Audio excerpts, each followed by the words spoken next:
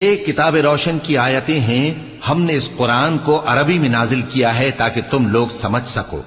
ए पैगंबर, हम इस कुरान के जरिए से जो हमने तुम्हारी तरफ भेजा है तुम्हें एक निहायत अच्छा किस्सा सुनाते हैं, और तुम इससे पहले बेखबर थे। जब यूसुफ ने अपने वालिद से कहा कि अब्बा, मैंने ख्वाब में 11 सितारों और सूरज और चांद को देखा है, देखता क्या हूं कि वो मुझे सजदा कर रहे हैं। उन्होंने कहा कि बेटा, अपने ख्वाब का जिक्र अपने भाइयों से न करना, नहीं तो वो तुम्हारे हक में कोई चाल चलेंगे। कुछ शक नहीं कि शैतान इंसान का खुला दुश्मन है, और इसी तरह अल्लाह तुम्हें बरगुजीदा व मुमताज करेगा और ख्वाब की बातों की ताबीर का इल्म सिखाएगा।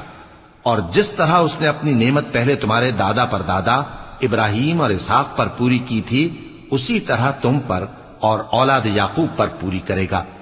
बेशक तुम्हारा परवरदिगार सब कुछ जानने वाला है, हिकमत वाला है।